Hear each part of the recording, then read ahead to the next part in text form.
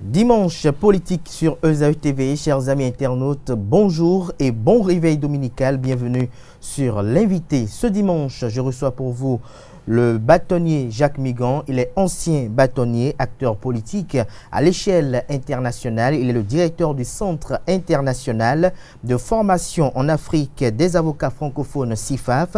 Il est également le membre du conseil d'administration de la CIB, entendez, Conférence internationale des barreaux francophones de traduction juridique commune, qui vient de tenir son 35e congrès. Il a également été, pour un petit rappel, le conseiller technique juridique de l'ancien président général Mathieu Kérékou. Avec lui, ce dimanche, chers amis internautes, nous parlerons de l'actualité politique au Bénin, notamment la condamnation, pour ne pas dire les condamnations du professeur Joël Aïvo, d'une part par la Cour de répression des infractions économiques et du terrorisme, et également celle de Rekia Amadougou par la même juridiction qui a été effectuée au petit matin du samedi dernier. Nous essaierons, si le temps nous le permet, d'émettre quelques commentaires sur l'activisme politique de Richard Boni Ouourou. Bonjour à vous, Jacques Migan. Bonjour, Monsieur Kader. Merci d'avoir accepté notre invitation. Ça fait un moment qu'on vous a vu par ici. Mais vous savez, à un moment donné, j'ai pris un peu de recul. Vous me direz que la santé n'a pas de prix. J'avais eu quelques ennuis de santé, donc je m'étais retiré pour me faire soigner. On me fait soigner, vous l'avez dû constater lors de notre dernière émission que j'avais beaucoup perdu de poids. Et c'était dû à un mal qui me rongeait. Mais je rends grâce à Dieu, tout va bien. Tout va je bien. Me porte... À merveille. À merveille, comme on le dit. Alors, Jacques Migan, vous avez suivi de très près, d'abord en tant que praticien du droit, également avocat, ces procès qui sont tenus à la Cour de répression des infractions économiques et du terrorisme, notamment celui de Joël Aïvo le lundi dernier, celui de Rekia Amadougou le vendredi dernier. Selon vous, est-ce que vous partagez l'opinion qui est faite que ces procès sont des procès politiques en général? Monsieur Kader, je tiens à vous dire et à dire à tous ceux qui nous regardent, je dis bien tous ceux qui nous regardent, parce que c'est très très important, les procès qui viennent de finir, de s'achever, que ce soit concernant dans l'affaire de Dame Madougou, de Monsieur Aïvo, n'ont rien à voir avec la politique. Rien à voir avec la politique. Il ne s'agit pas de procès politique. Ce n'est pas un procès dirigé contre M. Aïvo, professeur d'université, encore moins M. Aïvo, homme politique. Mais les causes de leur arrestation diverses ont quand même des fondements politiques. Je vous dis, rien à voir avec la politique. Je prends un exemple. Quand vous prenez M. Azanaï, il a eu à faire des critiques. D'autres ont fait des critiques. Avant les élections, où certains disaient, à partir du 5 avril, le mandat du président Patrice Talon finit. Azanaï a eu à lui dire, est-ce qu'on n'a jamais inquiéter M. Azanaï pour se dire. Mais il en est de même en ce qui concerne M. Aïvo. Il a eu à tenir des propos très durs.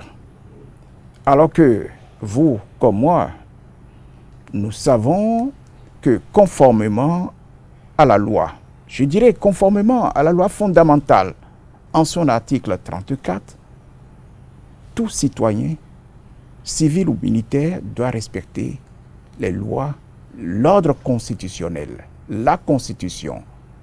Ils le savaient, mais ils n'ont jamais été inquiétés pour ce faire. M. Aïvo, c'est un sachant, c'est un professeur agrégé que j'admire, que j'apprécie, mais qui avait eu, pendant la campagne, à tenir des propos. Mais il n'a jamais été inquiété pour ses propos. Ce ne sont pas ces propos qui l'ont amené, qui l'ont conduit, je dirais, devant la criette. Non. il faudrait que nous fassions la part des choses.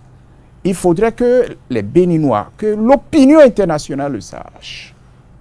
Non, non, non, ils n'ont pas été inquiétés parce qu'ils sont acteurs politiques. Il n'a pas été inquiété parce qu'il est un acteur politique, encore moins parce qu'il est professeur d'université.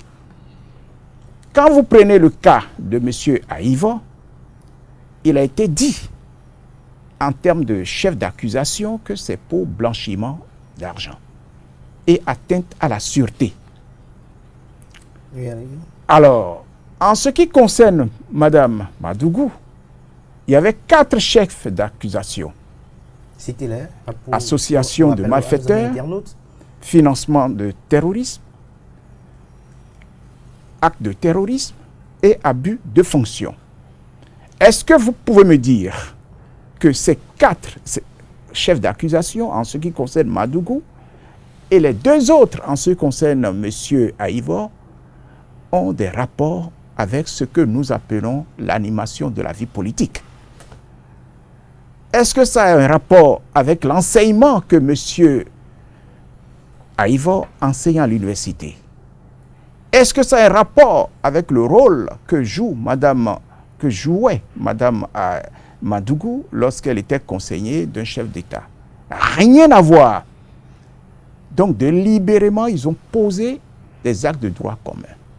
Ils ont posé des actes de droit commun. Dans l'opinion, on estime que c'est leur posture politique qui fait qu'ils ont subi ce qu'ils ont subi. On estime que, comme l'a dit également Joël Aïvo, que sa candidature dérangeait, sa potentielle candidature dérangeait, ainsi que celle de Ricky Madougou. Vous aviez des hommes politiques, parce qu'ils ont détourné de l'argent, parce qu'ils ont volé, est-ce qu'on dirait « Ah, c'est un homme politique ». Je vous prends un exemple très simple. Monsieur Sarkozy a posé des actes qui n'ont rien à voir avec la politique. Monsieur Chirac, paix à son âme, avait posé des actes qui n'avaient rien à voir avec la politique. Son ancien Premier ministre avait posé des actes qui n'avaient rien à voir avec la politique, mais qui rentrent dans ce qu'on appelle le droit commun, le droit délictuel, pour ces Français que j'ai cités. Mais pourtant, c'était des hommes politiques. On ne les a pas poursuivis parce qu'ils sont hommes politiques. Si la fonction, à un moment donné, les a amenés à poser un acte de droit commun, comme vous, comme moi, on dit, M. Cadet a volé. Vous êtes journaliste. Est-ce parce que vous avez volé qu'on dirait, ah, il y a chasse à un journaliste, chasse à la sorcière? Il faudrait distinguer. C'est ce que je voudrais que les téléspectateurs comprennent. Que nous comprenions.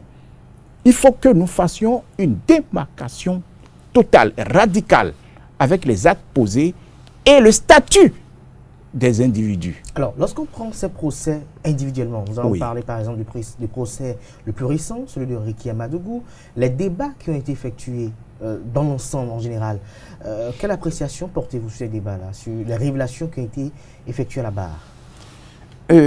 Vous savez, avant d'aller aux révélations, il faut déjà qualifier les 2 procès qui ont en commun quelque chose qu'il faudrait louer. Quoi? Le procès équitable. Pour vous, ce sont des procès équitables? Le procès équitable. C'est-à-dire quoi? Pour l'un, il a été... Les avocats de la défense n'ont pas jugé ça équitable, ces procès-là. Vous comprendrez pourquoi je le dis. Et pourtant, ils ont eu affaire avec ce qu'a prévu le procès équitable. C'est quoi un procès équitable? Monsieur Aïvo dit, ou du moins que ça fait 8 mois qu'il est en détention préventive. On aurait pu attendre 2 ans. On aurait pu attendre 4 ans. On aurait pu attendre 5 ans, comme cela se fait habituellement. Mais l'instruction, la commission d'instruction a mis 8 mois pour instruire le dossier. Je dis bien 8 mois. 8 mois pour instruire le dossier, est-ce que c'est trop? Est-ce que c'est peu? Je crois que c'est un délai raisonnable. Et ça fait partie du premier élément du procès équitable, le délai raisonnable. Il n'a pas été dit que c'est un procès expéditif. Non. C'est un délai pour comprendre.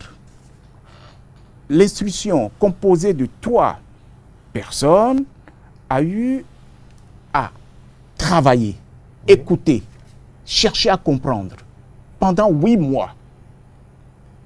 Donc, le délai raisonnable, nous pouvons le saluer dans le procès équitable, qui est l'un des critères du procès équitable. Le deuxième élément, qui est aussi important, c'est le contradictoire.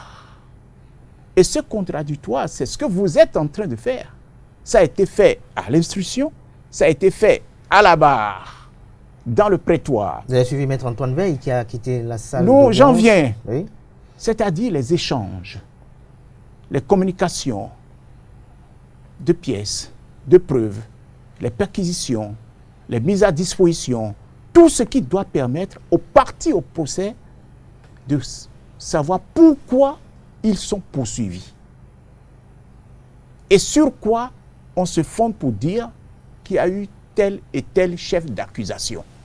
C'est très important. Ce contradictoire, c'est fondamental dans le cadre du procès équitable. Parce que si vous ne savez pas pourquoi on vous accuse, il y a problème. Si on ne vous donne pas les éléments qui doivent vous permettre de réagir, et à vous, de l'accusation, de réagir, de contre-attaquer, vous voulez dire ? Contre-attaquer, il y a problème. Or, tout cela a été respecté. Ça, c'est le deuxième élément du procès équitable. C'est pour ça que je vous disais, il faut commencer d'abord par là. Apprécier cela. Oui. Et le troisième élément, qui est aussi important, très important, il vous souviendra, il y a encore quelque temps, la critique fondamentale envers la criette, c'était qu'elle n'avait pas prévu le double degré de juridiction. C'est-à-dire, lorsque vous aviez perdu en première instance, pouvoir avoir la possibilité d'aller en cause d'appel. Aujourd'hui, M. Aïvo a été condamné à 10 ans.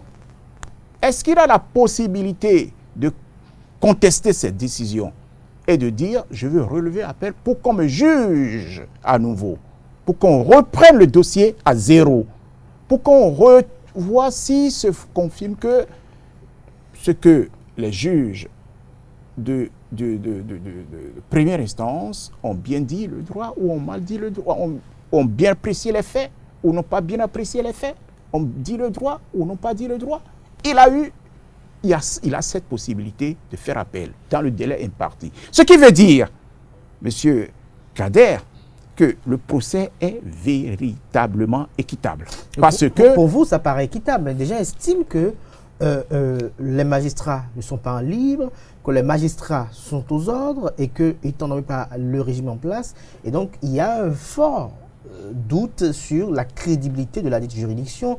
Et avec ce qu'a effectué Maître Antoine Veil vendredi dernier, vous avez suivi un peu les commentaires de part et d'autre, on estime que c'est un procès politique qui a été effectué à la criette pour juger Heki Amadougou et Joël Aïvo. Je continue et je persiste à vous dire qu'il s'agit d'un procès qui n'a rien à voir avec la politique. Maintenant, vous parlez de magistrats. Vous le dites avec conviction, dépourvu de toute considération. Absolument. Partisane politique. Et je vais vous dire, nous sommes dans un état de droit. Nous sommes dans un état de droit, ce qui suppose que chaque institution est responsable autonome. Et je ne vois pas comment les juges peuvent recevoir des instructions de la part de telle autre institution, des responsables des autres institutions, fut-il de l'exécutif, législatif, ou tout ce que vous voulez. Non. Vous disiez tout à l'heure, Monsieur Kader, que l'exécutif nomme. Mais qui va nommer? qui va nommer, quel que soit le pays que nous citons en France. Mais ils sont nommés, les juges, par l'exécutif, par décret. Mais ce n'est pas parce que vous êtes nommé par décret conformément à ce qui est prévu par la loi que vous dépendez de l'exécutif. Le président de la Cour suprême, par exemple, Oui. mais il est nommé par décret. Il est nommé par décret pris par le président de la République. Ce n'est pas parce qu'il est nommé président de la Cour suprême par décret qu'il est soumis au président de la République. La loi n'est pas... Il ne faut pas voir le juge, il faut voir la loi. La loi, elle est au-dessus de tout le monde, y compris du chef de l'État. S'il se confirme qu'il y a un problème, nous avons ce qu'on appelle le Conseil supérieur de la magistrature, qui pose problème, qui règle problème, qui dit ce qui doit se faire. Alors, il faudrait que vous sachiez que la criette, les membres qui composent, qu'on appelle les magistrats, ils sont indépendants. Alors, et c'est ça qui fait la force de la justice au Bénin aujourd'hui, où j'en suis fier de savoir que la justice dans mon pays est une justice indépendante. Et cela s'est vécu. Une justice qui n'est pas partiale. Une justice qui prend et qui fait avec les faits qui sont portés devant elle. Alors, vous parliez de révélation. Avant qu'on en vienne aux révélations, votre confrère français, vous avez dit, le confrère, vous avez vu, vous revenez. Vous, en tant qu'avocat, une telle posture peut être interprétée comment? Vous savez, ça m'amuse toujours. Ça m'amuse toujours quand je vois un étranger, notamment un Français, venir dans nos procès en Afrique. Quand il y a eu... Est-ce que Jacques Migrant, à sa place, en tant qu'avocat de Ricky Amadougou, n'aurait pas eu la même posture? Avant que je ne réponde à cette préoccupation, il faudrait que je vous dise ceci. Nous avions entendu parler des procès contre des hommes politiques, ou même des hommes qui ne sont pas politiques en France. Est-ce que vous avez jamais vu quelqu'un qui est poursuivi, je reviens toujours à M. Sarkozy, venir dire, je vais constituer Maître Dossou Robert, bâtonnier de son État, pour assurer ma défense. C'est-à-dire, ça me gêne. Ça me gêne. Et ça s'est prouvé hier, quand j'ai vu Maître Veil. Et vous avez vu son comportement devant la juridiction. Ce comportement, quand on ne le lit pas dans les lignes, on aurait cru, non, c'était prémédité. C'était prémédité. Pourquoi les autres ne sont pas partis? Les autres ne sont pas partis parce qu'ils savent la loi du Bénin. Ils connaissent les dessous de la loi du Bénin. Ils savent apprécier les normes juridiques, l'arsenal du Bénin. Quand le juge lui a demandé, poser une question, sur quel fondement vous vous basez pour dire qu'il faut faire tel ou tel, convoquer tel et tel, à ce confrère, pour ne pas le citer, Maître Veil, quelle a été sa réponse? Je ne la donne pas. Mais elle n'est pas la même que la réponse qui a été donnée par les autres confrères béninois qui étaient dans la salle. Ce qui justifie pose un problème. Ça pose problème. Je ne vais pas qualifier le problème. Alors, quand on ne sait pas... Ça pose quel problème? Justement, ça, quand on ne sait pas, on ne vient pas. Vous voulez dire qu'il était étranger au dossier? Je ne dis pas qu'il n'est pas étranger au dossier, mais vous pouvez quand même comprendre ce que je suis en train de dire. Quand on ne comprend pas, quand on ne connaît pas les normes, les règles, les lois, on ne s'aventure pas. Les lois françaises ne sont pas les mêmes qui s'appliquent au Bénin. Il a évoqué un article. Ce n'est pas cet article qui a été évoqué par les deux autres confrères béninois sur la même affaire. Rapidement, ils ont rattrapé le tir.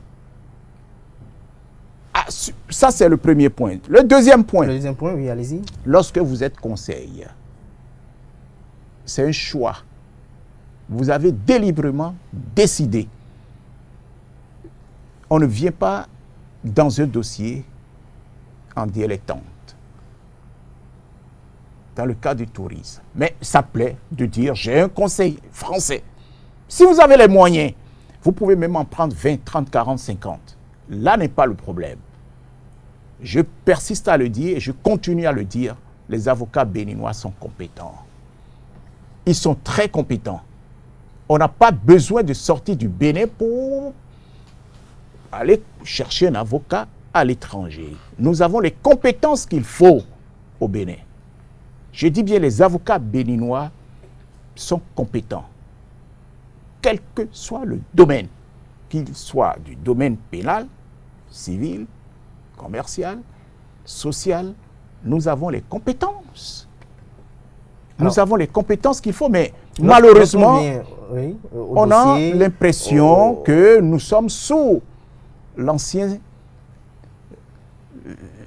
époque, je dirais, où il faut aller chercher un avocat en France parce que ça fait bien. Est-ce que c'est pour une question d'influence? Je n'en sais rien. Mais ce que je sais, c'est que ça pose problème. Alors, à la barre, le vendredi dernier, au petit matin de samedi, il y a eu des révélations qui ont été effectuées, aussi par la candidate recalée du Parti politique La Démocrate, Ricky Amadougou. On a entendu 110 millions de francs CFA qui auraient été perçus, des députés qui ont effectué des déplacements sur Lomé et également à sa résidence privée à Cotonou, des députés qui lui ont rassuré de lui délivrer le parrainage, plus d'une vingtaine. Ces commentaires-là, ces révélations-là, le projet tentative d'assassinat contre la personne de Charles Toko et Rachid Galansi. Sur la question, vous avez suivi également la réponse de Ricky Amadougou qui a évoqué des liens de fraternité très élevés entre Charles Toko et elle-même et avoir échangé plusieurs reprises avec le président Patrice Talon. Tout ceci ramassé, quelle est votre opinion sur ces différentes révélations pêle-mêle qui ont été effectuées? Vous savez, elle est dans son rôle. Elle est dans son rôle de défense de ses intérêts. Il faut qu'elle dise ce qu'elle a sur le cœur. Et c'est ça qui fait aussi ce que je dis, ce contradictoire dont je parle. Elle a porté la contradiction au ministère public qui l'accuse de financement. Donc il faudrait qu'elle dise sa vérité. Et dans sa vérité, elle a dit un certain nombre de choses. Est-ce à dire que ce qu'elle a dit est fondé? Est-ce qu'elle dit que ce qu'elle a dit n'est pas fondé? Ce que je sais, j'ai entendu qu'elle a porté atteinte à l'honneur de certaines personnes en les citant. En les citant. Si se confirme que ce qu'elle a dit, ces personnes ne se retrouvent pas à travers ce qu'elle a dit, mais il va de soi que ces personnes portent plainte pour dénonciation calomnieuse. Et ces personnes sont tenues de le faire pour laver leur honneur. Ça, c'est une chose impérative qui doit se faire. La dénonciation calomnieuse, c'est une affaire personnelle. Le ministère public ne peut pas, ici, en l'état, dire ces personnes ont été citées, donc il faudrait que je les poursuive pour dénonciation calomnieuse. Non, c'est l'individu qui se sent atteint dans son honneur qui peut porter atteinte. Et je dis bien, ces personnes sont obligées de le faire. Première chose. Deuxième chose, elle a posé le problème qu'on peut aussi analyser comme de la corruption. Comme de la corruption. Et pourquoi ne l'avait-elle pas dit lors de l'instruction? Je n'en sais rien. Mais je sais qu'à la barre, elle a eu à le dire qu'on est venu me prendre de l'argent pour accomplir une mission. C'est de la corruption. Et là, dans ces conditions, une information judiciaire doit être ouverte. Une information judiciaire doit être ouverte par qui de droit? J'entends le ministère public qui doit confier le dossier au juge d'instruction ou à la commission d'instruction pour qu'on essaie de vérifier. Parce qu'il faut vérifier. Il faut chercher à comprendre. Il faut chercher à comprendre. Dans l'arsenal juridique, il n'est pas dit que pour qu'on puisse avoir de parrain, il faudrait payer. Les chefs d'accusation ne se sont pas portés sur ça. C'est en cours de procès, presque à la fin, qu'elle a évoqué ces points. Donc, je dis qu'il revient à ceux dont on a cité les noms sont tenus, c'est une obligation. Ils n'ont pas le choix. Ils n'ont pas le choix, ils sont tenus de porter plainte contre dénonciation calomnieuse. Parce qu'on a atteint à l'honneur, Et ceux-là ne sont pas des personnes lambda. C'est des représentants de la nation. C'est nos représentants. C'est des modèles. C'est des gens dignes. Qu'ils parrainent, c'est leur droit le plus absolu. Mais qu'on ose dire qu'on a été les chercher, qu'ils sont venus chercher de l'argent, qu'ils ont pris de l'argent, ça pose problème. On parle de 110 millions de francs CFA. C'est pas, ça dit, elle a dit. Est-ce qu'à vous entendre, on peut insinuer que ce procès sera tributaire ou bien... Mais écoutez, c'est ce que je suis en train de vous expliquer, puisque nous avions dans un premier temps 4 chefs d'accusation. Puis, ce sont au cours du procès, la condamnée, ou du moins, elle n'était pas encore condamnée, l'accusée annonce qu'il y a eu des actes qui ont été posés, qu'elle a posé elle-même. Elle dit qu'elle a posé cet acte. Elle a posé avec la complicité de tel et tel. Donc, je vous disais tout à l'heure qu'il y a même 3. Donc, il peut y avoir un rebondissement, à vous entendre. Je vous dis, impérativement, ceux-là sont tenus de déposer une plainte. Je voudrais même qu'ils fassent une citation avec constitution de partie civile pour que l'affaire ne soit point éteinte, qu'ils le fassent et qu'on en aille jusqu'au bout. Deuxièmement, il revient à qui de droit au ministère public d'ouvrir une information et de confier le dossier à qui de droit pour qu'on mène les investigations. Et troisièmement, et ça c'est sur le plan disciplinaire, s'il se confirme que ce qui est dit se révèle, s'il se confirme que ce qui est dit se révèle, même avant qu'il ne se révèle,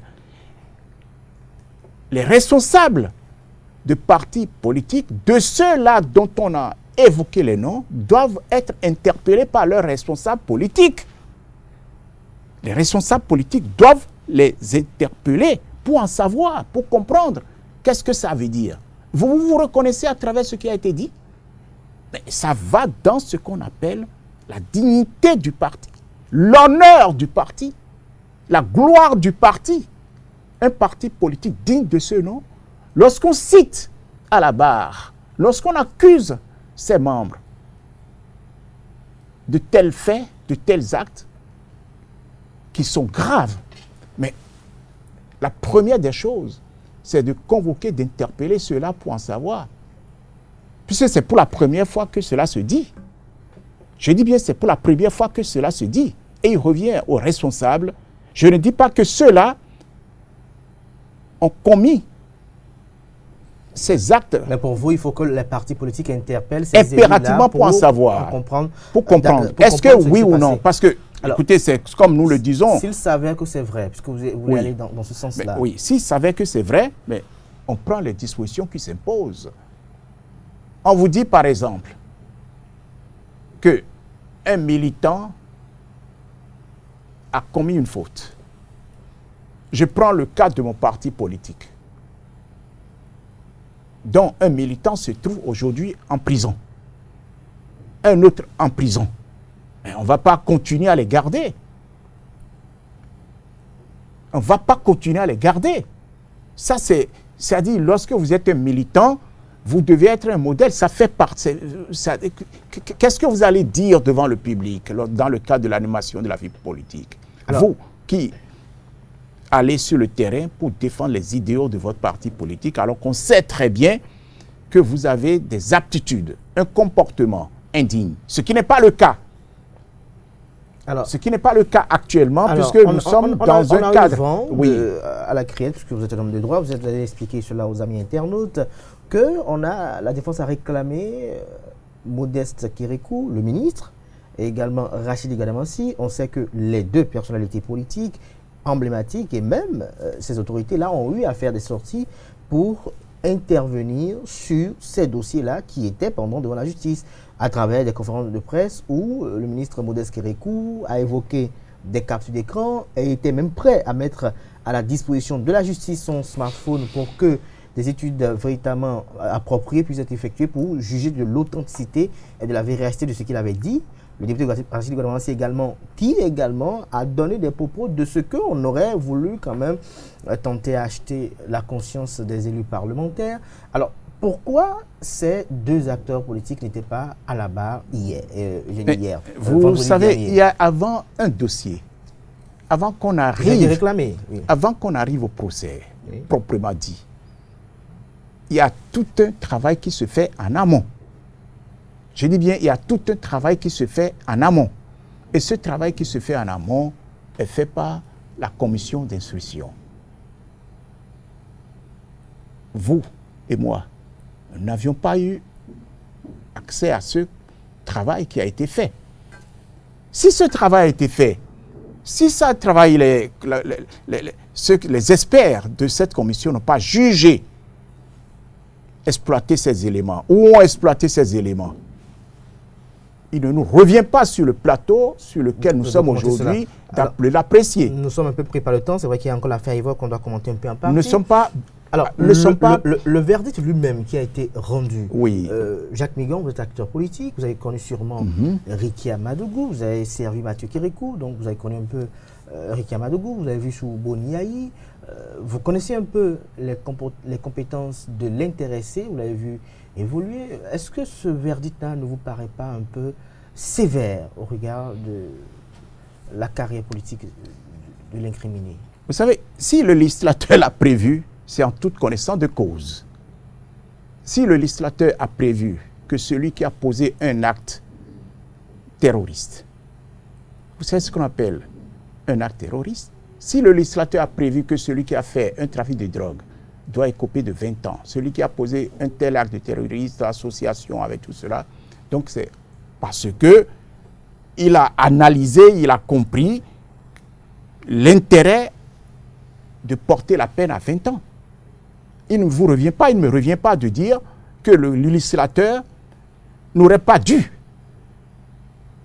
Nous sommes en matière pénale et c'est un droit qui est strict. Ce n'est pas parce qu'on a dit, s'il est confirmé que c'est 20 ans, le maximum, mais vous n'allez pas donner 30 ans.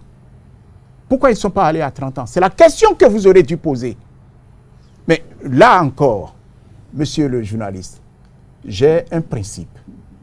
Je ne porte pas de jugement sur la condamnation. Pourquoi? Je vais vous expliquer pourquoi. Oui. Je ne porte pas de jugement sur la condamnation. D'une part, ni vous ni moi, nous n'étions point dans le dossier. Nous ne connaissons pas le dossier. Nous n'avions pas eu accès au dossier. Par contre, nous pouvons parler du contour du dossier, ce que nous sommes en train de faire. Et c'est en cela que je vous dis que le procès a été équitable.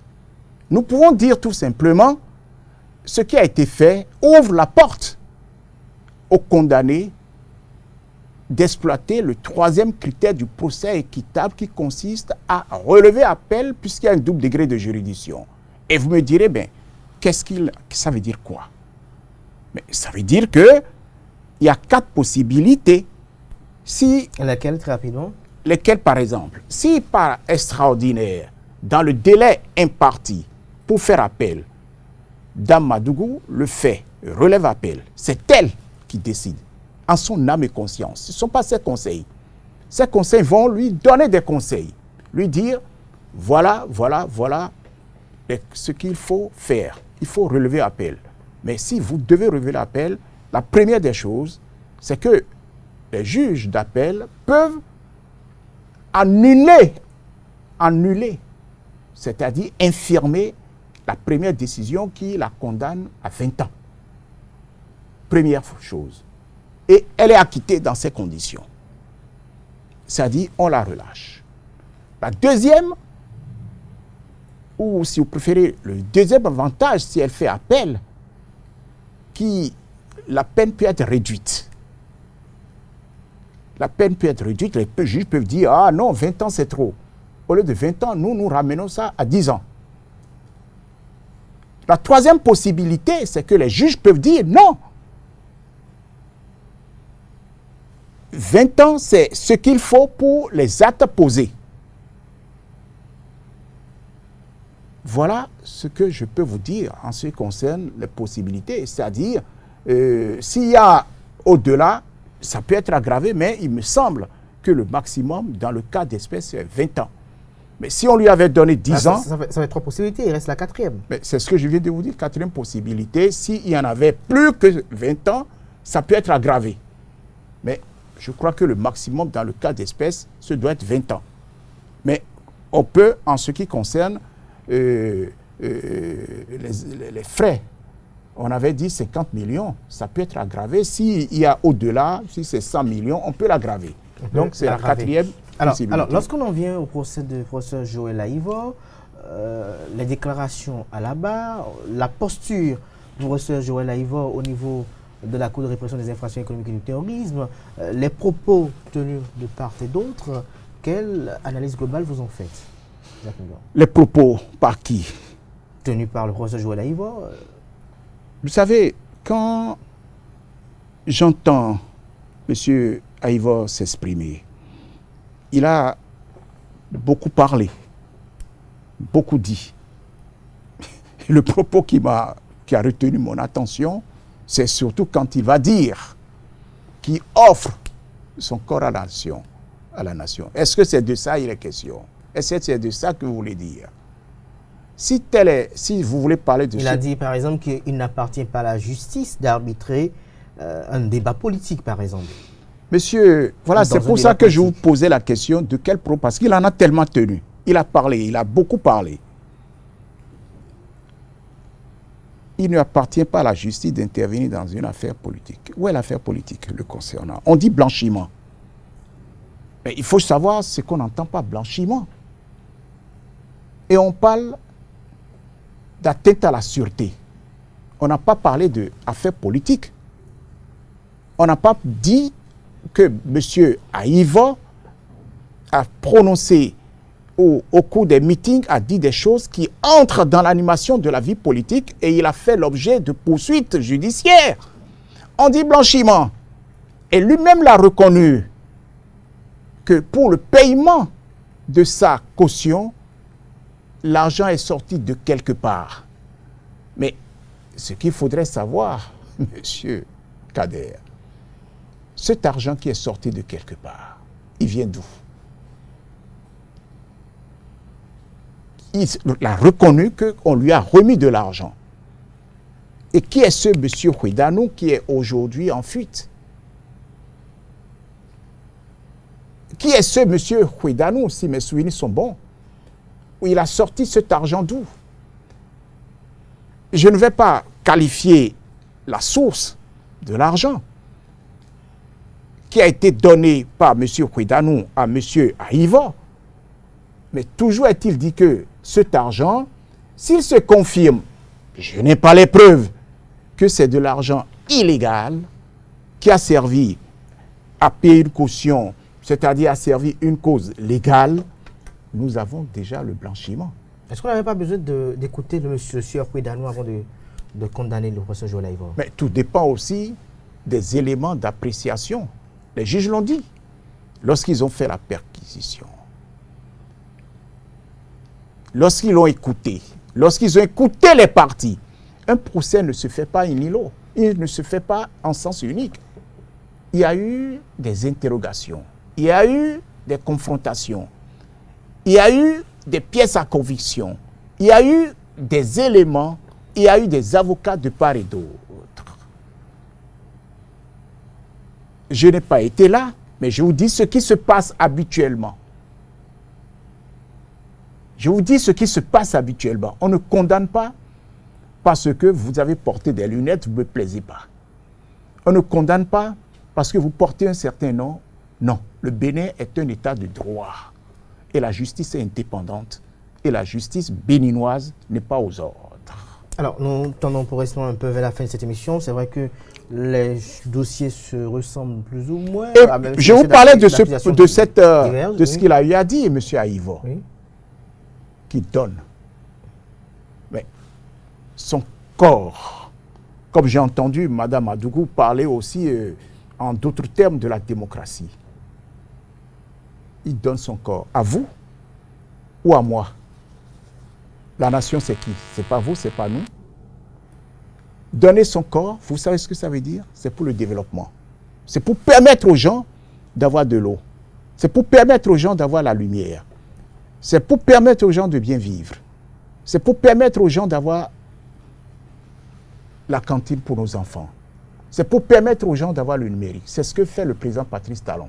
C'est ça, c'est donner sa vie. Contribuer au développement. Vous pouvez me dire, voilà quelqu'un qui, à peine il a fait 8 mois, il se plaignait déjà. Il se plaignait déjà au prétendu motif qu'il y a eu insalubrité. Qu'il a reçu son épouse sous la pluie. Non. Cessons de faire montre de prétention. Soyons humbles. Justement, est-ce qu'on n'a pas voulu les torturer avec les conditions carcérales au regard de leur rang, par Vous exemple? savez ce qu'on appelle torture? À cause de leur quoi, vous avez dit? De leur rang. Quel rang? Il y a un rang lorsque vous commettez un crime. Il y a un rang lorsque vous commettez un acte délictuel. C'est quoi un citoyen? Le jour où vous aviez volé, on va regarder votre statut, votre rang. Le jour où vous avez tué, volontairement, on va regarder votre statut, votre rang. Le jour où vous aviez posé un acte de blanchiment, un acte d'atteinte à la sûreté, vous faites partie d'une association de malfaiteurs, vous financez un financement de terrorisme, on va regarder vos statuts. Il y a une différence entre les Béninois. Mais que dit l'article 5? Nous sommes tous libres et égaux en droit. 5, oui, de la Constitution. Il n'y a pas... Et l'article 26 dit, les Béninois sont libres et égaux. Nous sommes tous... il n'y a pas de discrimination entre nous. Alors, ni de religion, ni de religion. Alors, Jacques Migan, nous n'avons plus que quelques minutes. Nous sommes obligés de suivre les quelques aspects. Alors, à la suite, par exemple, du verdict du professeur Joël Aïvo, les gens voyaient déjà en filigrane le verdict de celui de Ricky Amadougou. Et donc, plusieurs commentateurs de l'actualité sociopolitique du Bénin, notamment ceux qui sont très actifs, notamment Bertin Korovi par exemple et Richard Boniwourou, Bertin Korovi qui estime que la seule alternative qui se présente à Joël Aïvo et peut-être Ricky Amadougou, c'est de faire allégeance peut-être à la République ou de souhaiter ou de solliciter de jouir d'une grâce présidentielle du président Patrice Talon. Il y a 4 possibilités dans ce cas de figure. Pour la grâce présidentielle? Je vous dis, il y a 4 possibilités dont la grâce présidentielle. La première possibilité, c'est votre comportement en prison. Si vous avez un comportement correct, un comportement digne, conformément à la loi, vous pouvez bénéficier d'une remise de peine. Rien à voir avec la grâce présidentielle. Rien à voir avec la grâce présidentielle. Première condition. La deuxième, qui aurait dû être même la première, c'est ce que j'ai énoncé tout à l'heure. Vous relevez appel. L'appel peut emmener les juges du second degré à infirmer la décision, à annuler la décision de condamnation et à vous acquitter. La troisième condition, c'est la grâce présidentielle. Et là, c'est du ressort du chef de l'État. Et la quatrième condition, c'est l'amnistie qui est du domaine du législateur. Mais il y a des nuances, et pas des nuances, il y a des différences entre ces 4 points que je viens d'évoquer. S'il se confirme dans le premier cas, il y a remise de peine pour bonne conduite en prison, mais ça ne veut pas dire que votre casier judiciaire est vierge. Il contiendra toujours la peine infligée.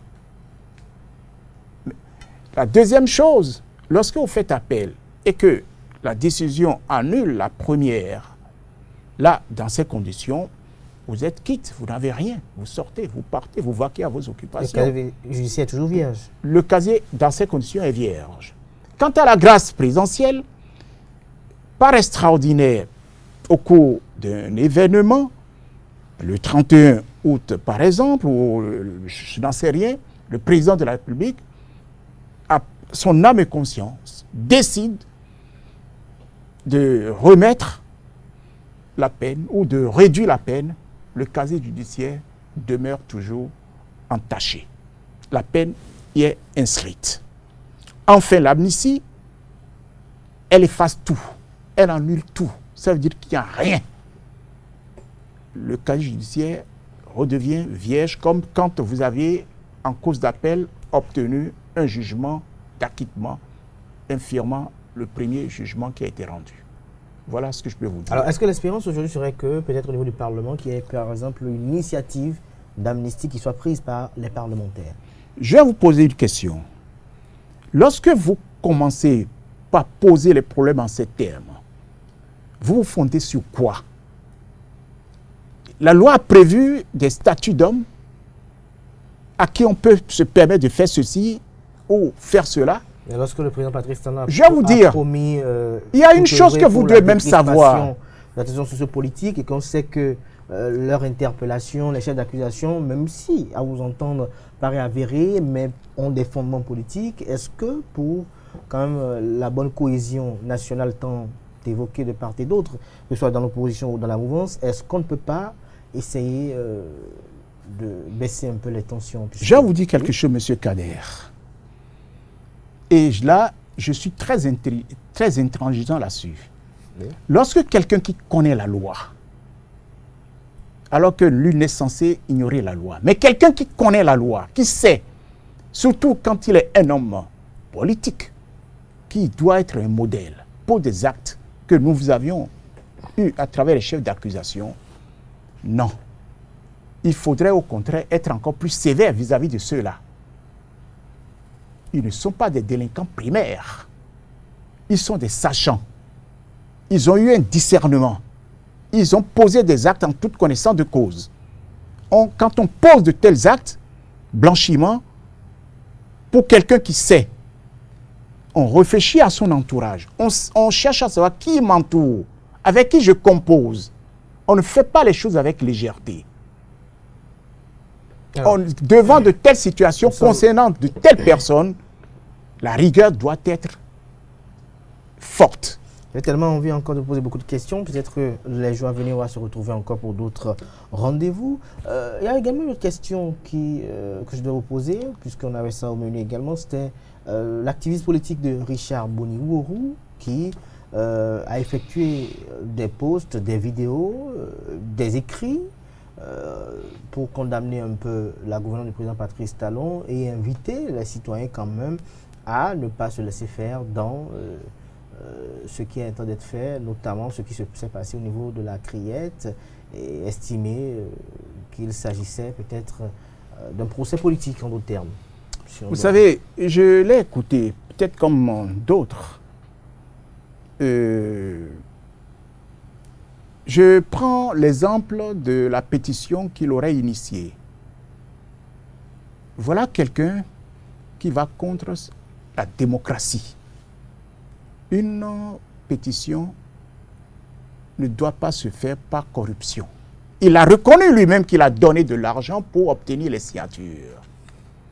C'est dangereux, c'est grave. Voilà quelqu'un qu'il faudrait interpeller, savoir comment peut-il faire obtenir des signatures des uns des autres moyennant argent. Il a dit, il a reconnu.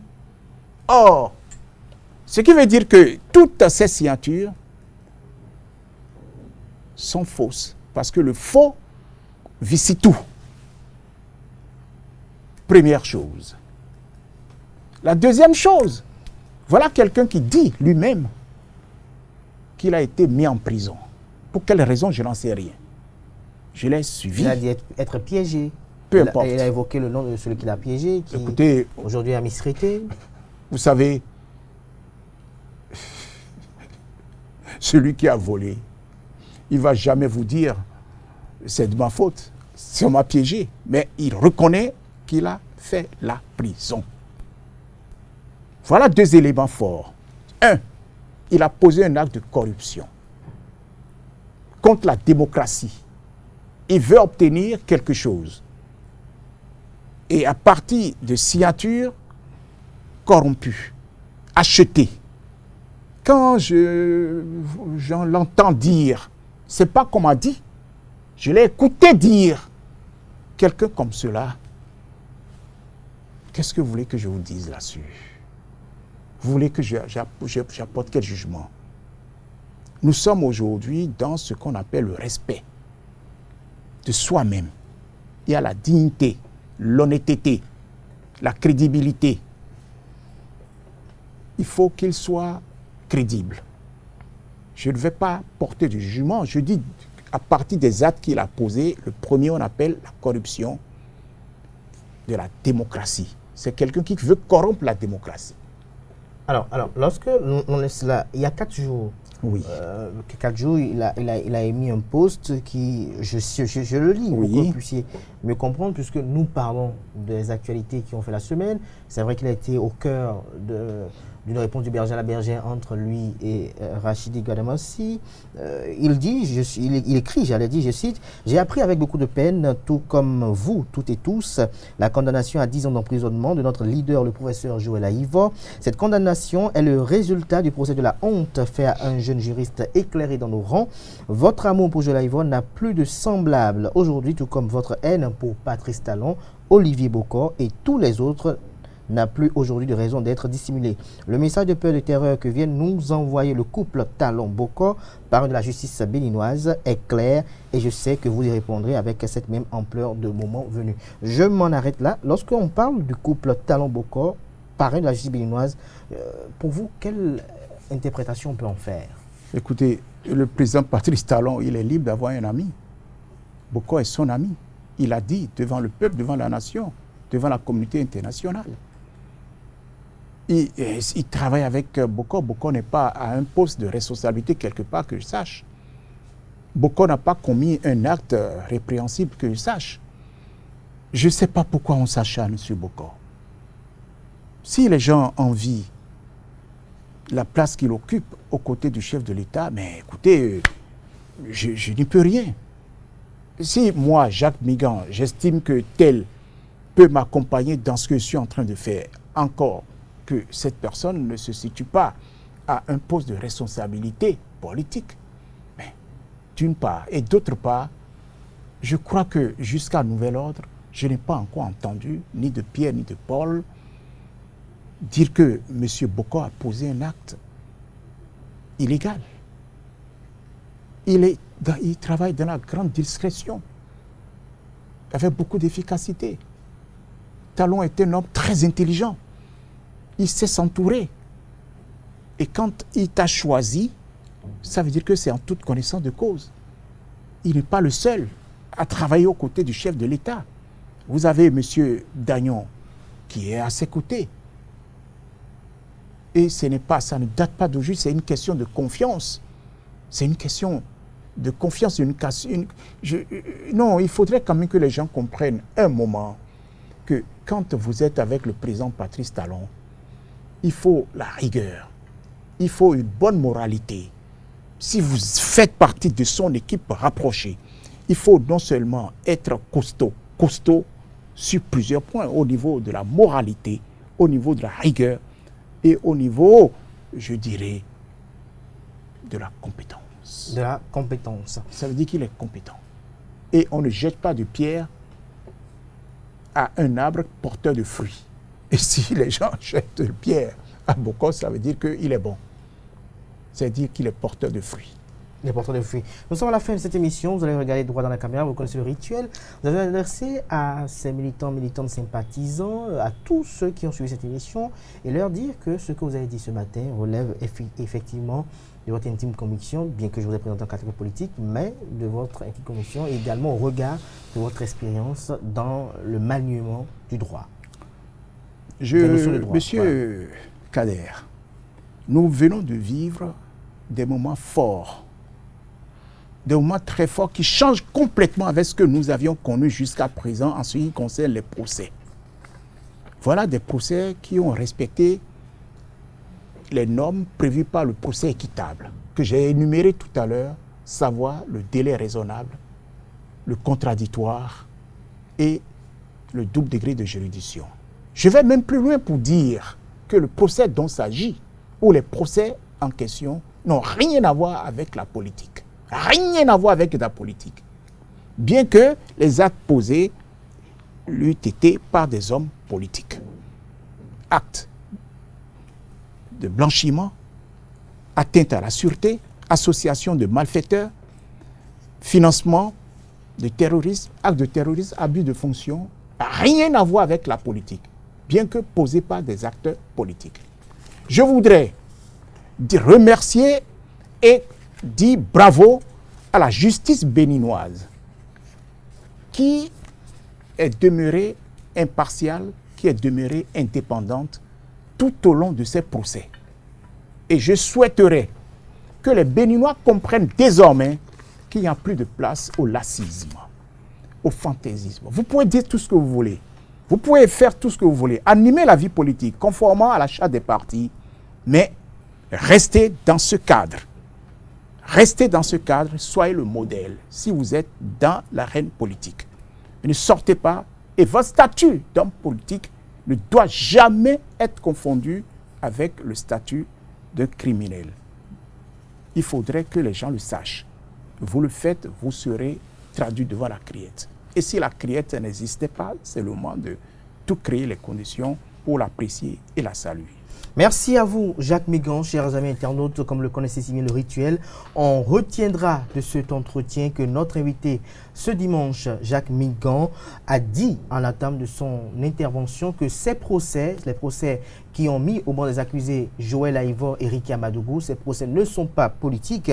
Et pour illustrer son argumentaire, il a fait savoir que Candide Azanaï et d'autres acteurs politiques ont eu à critiquer sévèrement la gouvernance du président Patrice Talon. Ils ont eu à même dire le slogan 5 ans c'est 5 ans, et à même dire que le mandat de Patrice Talon prenait fin le 5 avril, mais ils n'ont pas été inquiétés parce qu'ils n'ont pas tenu des actes conséquemment à leur dire. Il a également, au cours de son argumentaire, évoqué l'article 34 de la Constitution qui nous édifie au sujet du respect de l'ordre constitutionnel. Ce ne sont pas les propos qui les ont conduits devant la Cour de répression des infractions économiques et du terrorisme, a martelé Jacques Migan, ancien bâtonnier.